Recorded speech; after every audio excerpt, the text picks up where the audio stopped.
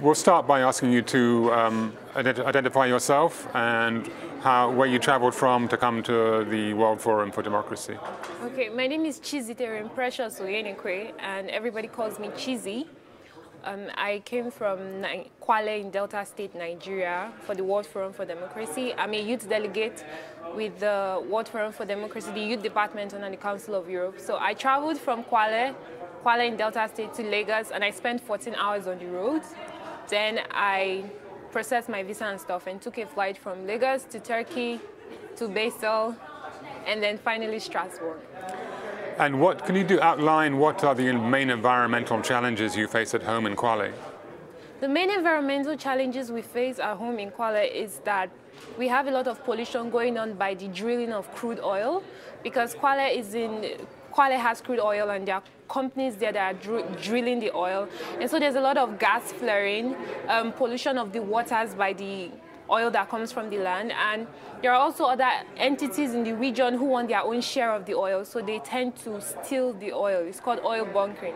And the process of stealing it can result in fires, more spillage in the waters, and a lot of conflicts between the indigenes in the community. So it devastates our vegetation, our land, our water, and the general security of the place. So it can be really tricky and unstable. And so what is your expectations in making that long journey from Kwale here to Strasbourg for the 9th edition of the World Forum for Democracy? What are you hoping to get out of this event? So I was hoping I would learn what exactly is going on, how moves are made, moves like citizens' assemblies that I learned from Lab 1, how moves are made, how decisions are made, how activism is done, and maybe get some ideas that I could use to make progress in my society. And I was hoping to also bring the perspective of people from where I come from, which is like the lower middle class of African youths were really underrepresented because they're passive. So I was really hoping to bring that perspective to the forum and also learn things that I could apply and design it in a way that it fits our context. And so far, have your encounters and meetings lived up to your expectations? Are you satisfied with how things have gone so far? Yes, I must admit this is really intense and it's a lot more than I expected, honestly. Because like I mentioned in the Lab 1, I heard about the citizens' assemblies, and even though it may not work exactly how it's done here, but it's an idea that I can adapt to my context and make it work. So I've learned things like that, and I've learned how other young people from all over the world face. It might not be the same in detail, but generally we have the same problems, and it's good to connect with all of them and have a network that really supports my dream, my vision, and I don't feel alone, because as someone who's passionate about the climate, I feel alone a lot of times back home because people are just focused on other issues. So yes, for me, it was worth it.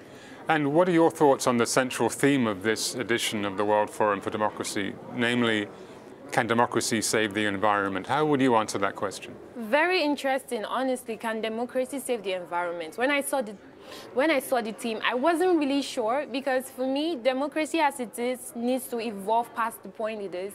It's not just about saving the environment, it's about saving us as a people.